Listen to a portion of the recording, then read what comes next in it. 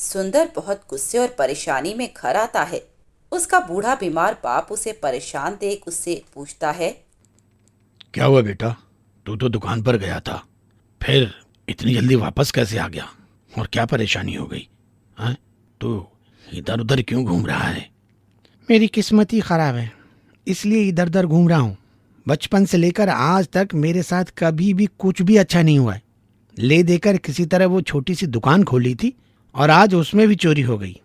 दुकान पर गया तो देखा अंदर से सारा सामान गायब है। क्या क्या कह रहे हो तुम? दुकान में चोरी हो गई? क्या ताला ढंग से नहीं लगाया था? कितना नुकसान हो गया, बता मुझे। क्या बताऊं मैं आपको? आपने मेरे लिए आखिर जिंदगी भर किया ही क्या है? पूछ तो आप ऐसे रहे हो जैसे कि अभी मेरे सारे नुकसान की भरपाई कर दोगे। दुकान में जो भी आमदनी हो रही थी वो सब भी आपकी दवाइयों पर ही खर्च हो रही थी। मैंने तो कभी देखा ही नहीं कि मैं जिंदगी में किस दिन खुश हुआ हूं। अपने बेटे के मुंह से अपने लिए ऐसी बातें सुनकर सुंदर के पिता को बहुत बुरा लगा। उसकी आंखों से आंसू निकल गए और वह रोते हुए अपने बेटे से बोला। ऐसा मत कह मेरे बेटे, तेरे एक एक शब्द मेरे दिल पर बाण की तरह लग रहे हैं। मुझे भगवान ने लाचार इतना बना दिया, एक पैर से अपाहिज। मैं जितना तेरे लिए कर सकता था मैंने किया। तेरी माँ को भगवान ने तेरे बचपन में ही उठा लिया। उसके बाद मैंने बहुत कोशिश की कि तेरे लिए एक नई माँ ले आऊं, लेकिन मेरे अपाहिज होने और साथ में एक बेटा होने के कारण किसी ने मुझे अपनी बेटी नहीं दी। तब मैंने ठान लिया कि कुछ भी हो जाए मैं अपने बेटे की परवरिश अच्छे से करूंगा। हाँ हाँ, दिख तो रहा है मुझे कि कितने अच्छे से परवरिश की है आपने मेरी। बचपन से आज तक हम इस छोटे से घर में रह रहे हैं। पहनने को वही दो चार कपड़े। दिन पर दिन, महीनों पर महीनों और साल पर साल निकल गए, लेकिन हमारे लिए कुछ भी नहीं बदला। और ऊपर से आपने भी 2 साल से चारपाई पकड़ रखी है। दिमाग की दही हो गई मेरी। सुंदर के पिता और कुछ कह पाते, सुंदर गुस्से में घर से निकल जाता है और सुंदर के पिता किसी तरह अपनी बैसाखी के सहारे उठकर बाहर तक उसे आवाज देते हुए आते हैं, पर तब तक सुंदर जा चुका था। हे भगवान, आज मेरे बेटे ने मुझे कितनी सारी बातें सुना दी। उसने एक बार भी नहीं सोचा कि वो अपने पिता को क्या कह रहा है। किसी तरह हिम्मत करके वे घर के दरवाजे को ताला लगाते हैं और सुंदर को ढूंढने के लिए चल देते हैं। बूढ़ा कमजोर शरीर बैसाखी के सहारे घसीटता हुआ सुंदर को आवाज लगा रहा था। जब काफी ढूंढने के बाद भी सुंदर नहीं मिला तो वे नदी के किनारे जाकर बैठ गए। उसे वे दिन याद आ रहे थे जब सुंदर की माँ ने सुंदर को उसकी गोद में देते हुए कहा था, मुझे नहीं लगता कि अब मैं बच पाऊंगी सुंदर के बाबा। सुंदर का बहुत ख्याल रखना, उसे कभी किसी चीज की कमी मत होने देना। उसकी माँ नहीं है, इस बात का भी एहसास उसे मत होने देना। मेरे बेटे को बहुत लाड प्यार से पालना। कैसी बातें कर रही है सुंदर की माँ? तुझे कुछ नहीं होगा। तू तू अपने बेटे की परवरिश खुद करेगी। लेकिन सुंदर की माँ सुंदर को उनकी गोद में देकर हमेशा के लिए भगवान के पास चली गई। उसके जाने के बाद सुंदर के पिता ने सुंदर को बहुत लाड प्यार से पाला। जहाँ वह काम करते थे वहाँ एक दिन हादसे में उनका आधा पैर चला गया। उस हालत में भी उन्होंने कभी सुंदर पर आंच नहीं आने दी। इधर उधर से काम मिल जाता, वह उसी से ही सुंदर के स्कूल का खर्चा उठाते। हर त्योहार पर उसके लिए नया कपड़ा आता। सुंदर कितनी भी गलती करता, उसके पिता हमेशा उसे प्यार से समझाते। जिंदगी में कभी भी उन्होंने सुंदर के ऊपर हाथ नहीं उठाया था। फिर जिंदगी भर की जोड़ी हुई थोड़ी बहुत जमा पूंजी जब सुंदर ने कहा तो वह भी एक दुकान खोलने में लगा दी। यह सोचते सोचते उसकी आंखों में आंसू आ गए। जिस दिन से सुंदर की माँ ने उसे मेरी गोद में छोड़ा, उस दिन से आज तक कभी अपने बारे में एक पल भी नहीं सोचा। और आज आज मेरे बेटे ने कितनी आसानी से कह दिया कि तुमने मेरे लिए किया ही क्या है। ये सुनने से अच्छा होता कि भगवान तू मुझे अपने पास बुला लेता। सोचते सोचते वह जोर जोर से रोने लगा कि तभी वहां एक औरत आती है। क्या हुआ बाबा, क्यों रो रहे हो? किस चीज की जरूरत है?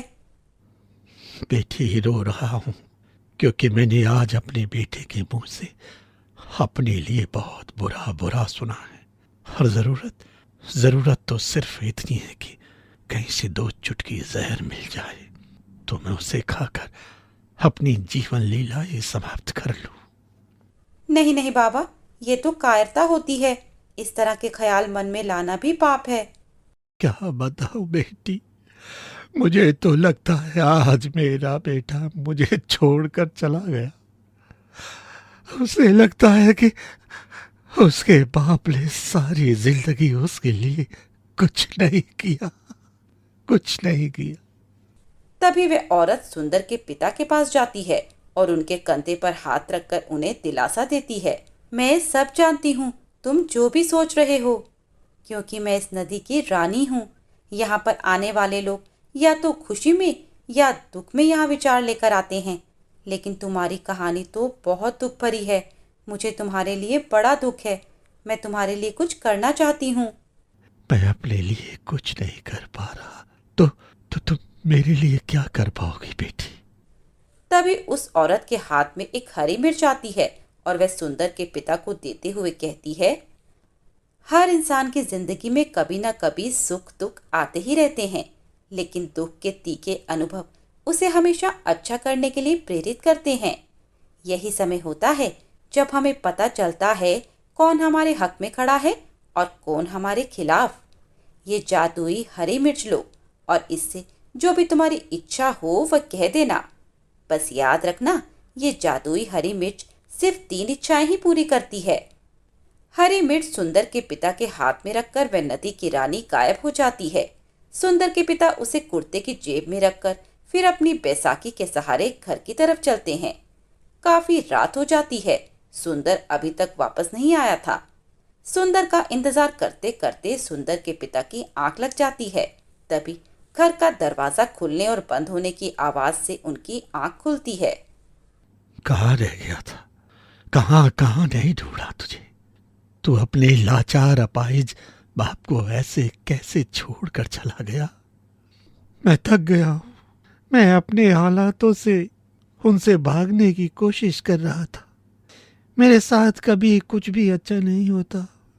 हाँ बेटा, अगर तुझे ऐसा लगता है कि मैंने सारी जिंदगी तेरे लिए कुछ नहीं किया तो हो सकता है ऐसा ही हूं, लेकिन आज मैं तुझे कुछ देना चाहता हूं। फिर भी सुंदर को अपने पास बुलाते हैं और सुंदर के हाथ में वह जादुई हरी मिर्च रख देते हैं। ये जादुई हरी मिर्च है, मुझे आज किसी ने दी है और ये भी कहा है कि ये हमारी 3 इच्छा पूरी कर सकती है।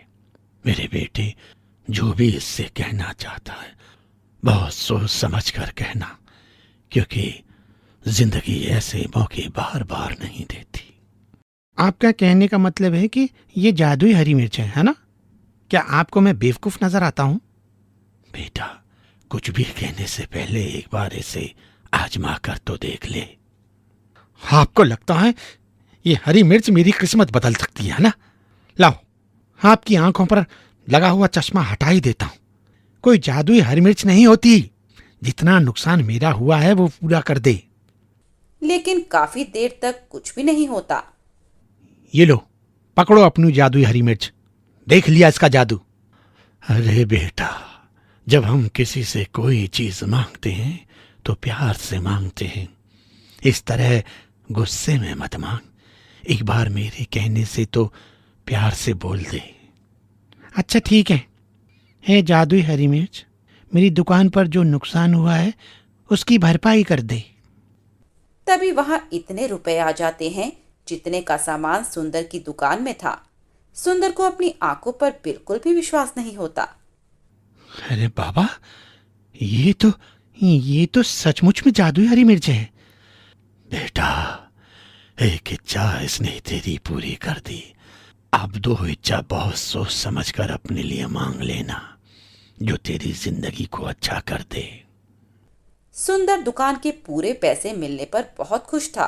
उसके बाद वह खाना बनाता है। फिर वे दोनों खाना खाकर सो जाते हैं।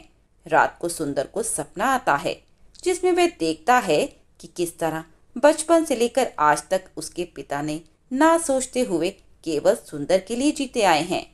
सुंदर को स्कूल छोड़ना, उसके लिए खाना बनाना, उसके लिए कपड़े धोना, खुद फटे कपड़ों में इधर उधर घूमना। सुंदर कभी पैसे मांगता तो उसे कभी खाली हाथ ना भेजना। जब सुंदर की आंख खुलती है तो सामने अपने पिता को लाचार चारपाई पर लेटा हुआ देखकर उसकी आंखों में आंसू आ जाते हैं। वह उठता है और अपने पिता के पैरों में सर रखकर रोने लगता है। तभी सुंदर के पिता की आंख खुल जाती है। क्या हुआ बेटा, तू रो क्यों रहा है? क्या कोई बुरा सपना देखा है? नहीं बाबा, पूरा सपना नहीं देखा, लेकिन वो सब कुछ याद आया जो आपने मेरे लिए जिंदगी भर किया है। और मैंने कैसे कल आपसे कह दिया कि आपने मेरे लिए किया ही क्या है। चल बेटा, इन सब बातों को छोड़। मुझे कुछ बुरा नहीं लगा और ना मैंने तेरी कोई बात सुनी। अब अपने काम धंधे पर ध्यान दे और तू अपने लिए कोई दो अच्छी सी इच्छा भी जादुई हरी मिर्च से मांग ले।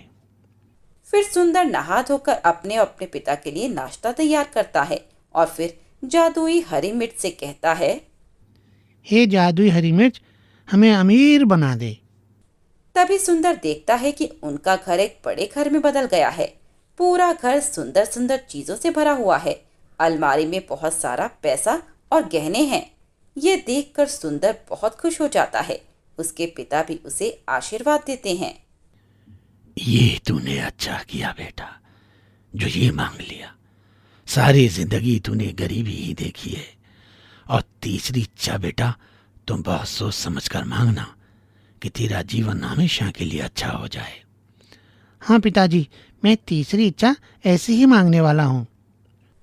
सुंदर अपने पिता की तरफ देखता है और जादुई हरी मिर्च से कहता है, हे जादुई हरी मिर्च, मेरे पिता को एकदम स्वस्थ कर दे और इनका पैर भी वापस आ जाए।